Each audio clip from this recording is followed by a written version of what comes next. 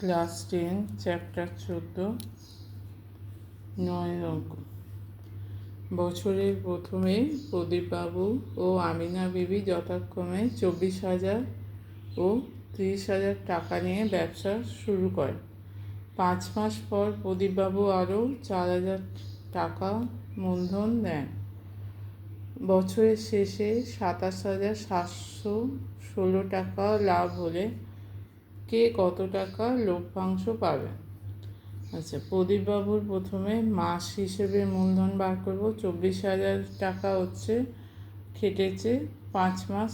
5 মাস পরে 24,000-এর সঙ্গে আরও 4,000 বেশি যোগ হয়েছে, তাহলে 24,000 প্লাস 4,000 সেটা কত মাস খেটেছে? 7 মাস। তাহলে প্রদীপবাবুর মাস হিসেবে মূলধন কত হবে? প্রদীপবাবুর হচ্ছে 1 মাস হিসেবে মূলধন হচ্ছে 24,000 টাকা। 5 মাস কেটেছে, তাই 24,000 গুণিতক 5, 24,000 প্লাস 4,000, 28,000 টাকা 7 মাস কেটেছে, তাহলে 28,000 গুণিতক 7।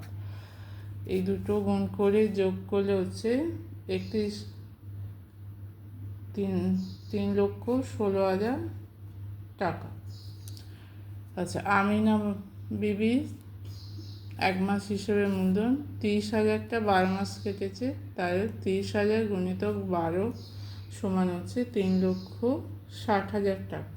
দুজনের মূলধনের অনুপাত, দুটো অনুপাত করলে 3টে শূন্য কেটে যাবে, 316:360, 2 দিয়ে কাটলে হচ্ছে 158:180, আবার 2 দিয়ে কেটে দিলে হবে 79:90।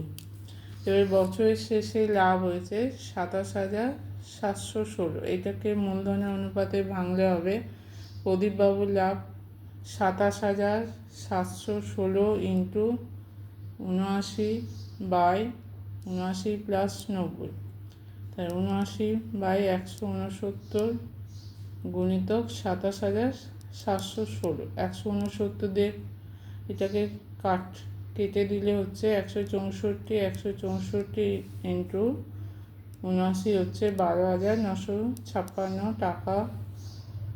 আমিনা বিবির লাভ 27,716 গুণিতক 90/169।